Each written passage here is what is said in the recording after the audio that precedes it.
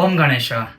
संध्या काल के पश्चात तेरस अर्थात धन त्रयोदशी में आज की रात्रि यम दीपदान अवश्य कीजिए और यम दीपदान करने से यम यातना से हम मुक्त होते हैं और न केवल यम यातना से मुक्त होके अपितु यम की भी प्रसन्नता प्राप्त होगी, यम जी के साथ ब्रह्मा विष्णु महेश की भी कृपा प्राप्त होगी और पितरों की बहुत बड़ी कृपा प्राप्त होगी।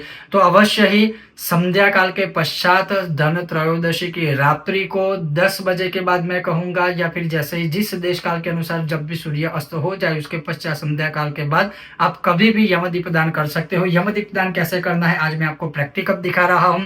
यम दीपदान करते समय क्या श्लोक आदि बोलना है वो भी मैं आपको दिखाऊंगा, लेकिन मूल बात यही है कि यम दीपदान अवश्य बिना भूले करना चाहिए। 2 से 5 मिनट मैक्सिमम लगेंगे, उससे ज्यादा नहीं लगेंगे। अब बहुत सारे प्रश्न ये होंगे कि यम दीपदान हम कहाँ पर करें, घर के बाहर करें, घर के अंदर करें, या फिर मंदिर के सामने करें, मंदिर के किस भगवान के सामने करें, ये सारे संदेह बहुत दूर करूंगा आपके। अगर आपको यह विषय वीडियो पसंद आता है तो लाइक करें, शेयर करें, चैनल पर नए हो तो सब्सक्राइब अवश्य कीजिएगा। तो चलिए शुरू करते हैं। अब यम दीपदान जब करते हैं तो उससे पहले अवश्य 3 बार आचमन करना है, अर्थात 3 बार पानी पीजिए।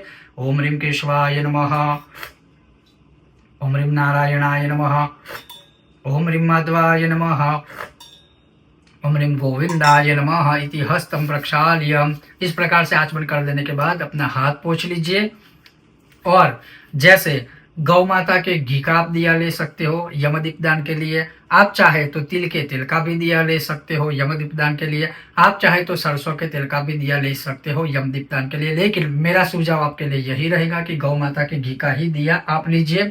और खड़ी बात लेती बात ऐसा कोई महत्व नहीं है। मूल विषय क्या है कि यम को दीपदान देना, अर्थात यमराज को दीपदान प्रदान करना। तो मैंने एक दिया ऐसे रेडी पहले से ही करके रखा है, आप देख सकते हो। मैंने गौ माता के घी का खड़ी बात का ही दिया लिया है, उसको मैं प्रज्वलित करूंगा। और मेरे पास दीपघर है, ये दीपघर, इसी में मैं यम दीपदान करूंगा और आपको बताऊंगा कि कैसे यम दीपदान करना है। उसके अलावा भी जैसे मैंने कहा कि आप यम दीपदान कहाँ करते हो, कहाँ करना चाहिए, ये भी मैं आपको प्रैक्टिकली भी दिखाऊंगा।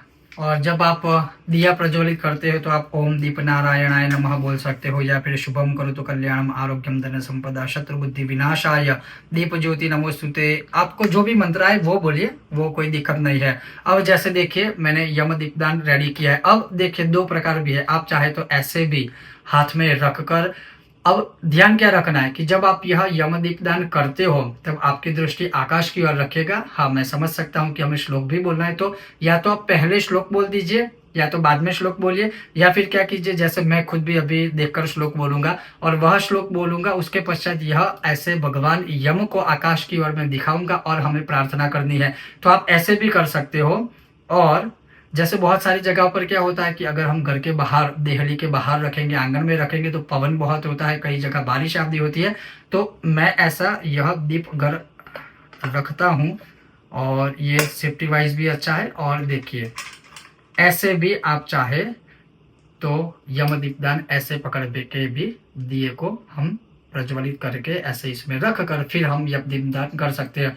तो इसी प्रकार से यम दीपदान करना है। यम दीपदान प्रज्वलित करके ऐसे रख कर फिर हमें यम दीपदान को प्रदान करते हुए यह बोलना है, ओम मृत्युनापाश दंडाभ्यम काले न च मया सह त्रयोदश्यम दीपदानत सूर्यजः प्रियताम इति। इस प्रकार से हम आकाश की ओर दृष्टि रखेंगे। अगर आपको श्लोक ना आए तो आप प्रार्थना कीजिए कि यह यम दीपदान मैं आपको प्रदान कर रहा हूं या कर रही हूं, आप इस दीपदान का स्वीकार कीजिए। और इसका जो भाव है कि त्रयोदशी पर, धन त्रयोदशी पर यह यम दीपदान करने से मृत्यु, पाश, दंड, काल और लक्ष्मी सहित सूर्य नंदन आप मुझ पर प्रसन्न होइए। और बस इस प्रकार से प्रार्थना करके अब यह जो दीपदान है आप चाहे तो आप अपने घर के बाहर, देहली की बाहर की साइड रख सकते हो।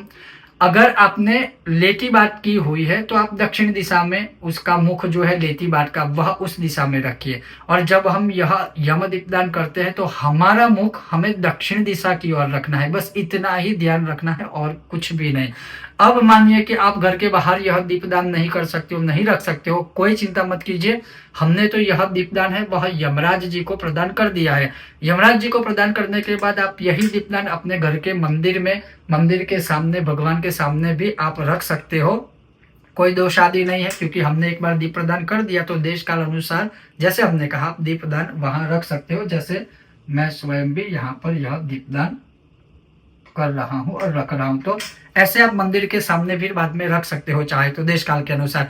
मूल बस यही है कि अवश्य हमें ऐसे यम दीपदान करना चाहिए। त्रयोदशी की रात्रि को अवश्य कीजिए, यह यम यातनाओं से पीड़ा मुक्ति देने वाला है, हमारे पितरों को सदगति प्रदान करने वाला है, पितरों की कृपा देने वाला है। और जैसे इसका श्लोक है ना कि हाथों में मृत्यु पाश दंड और काल है, वह लक्ष्मी सहित सूर्य नंदन यम प्रसन्न हो। यहाँ फिर सिर्फ यम की बात नहीं है, लक्ष्मी सहित अर्थात लक्ष्मी जी की भी कृपा प्राप्त होती है। और इस प्रकार से अगर हम दीपदान करते हैं तो अपमृत्यु का भय कभी भी रहता नहीं है। और यह धन त्रयोदशी की सूर्यास्त के पश्चात, और मैं कहूंगा कि आप चाहे तो 10 बजे के बाद या 10 बजे के आसपास भी यह दीपदान कर सकते हो, अन्यथा सूर्यास्त के पश्चात भी आप दीपदान कर सकते हो। और इसमें कितना लंबा दिया चले, थोड़ा घी ज्यादा घी या फिर थोड़ा तेल ज्यादा तेल, ऐसा कुछ नहीं है। आप अपनी स्थिति अनुसार 1 मिनट भी दीपदान के समय जितना भी घी उसमें आप पूरित करके लगाओगे यह दिया तब भी चलेगा, और अधिक दिया चलेगा तो और उत्तम बात है।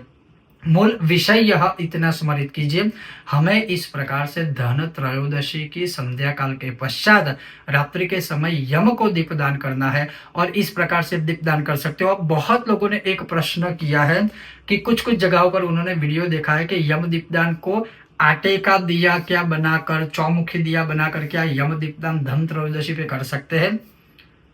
तो भाव के प्रयोग के अनुसार मैं आपको मना नहीं कर रहा हूं, ना ही मैं किसी और की निंदा करना चाहता हूं, लेकिन मैं ये कहूंगा कि यम दीपदान में ऐसा कोई विधान नहीं है। लेकिन हाँ, नरक चतुर्दशी की रात्रि को मैं प्रयत्न करूंगा, अगर समय होगा तो वह भी दीपदान या वीडियो प्रैक्टिकली दिखाऊं।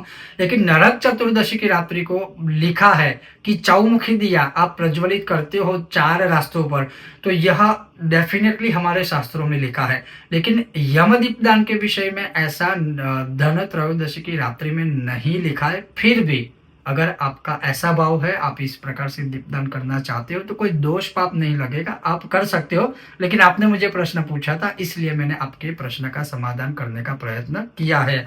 बहुत जल्द मिलते हैं नए विषय और वीडियो के साथ, तब तक आप देखते रहिए कर्मकांड बाय आनंद पाठक मेरे साथ। ओम गणेश, हर हर महादेव, जय सिया राम, जय भारत।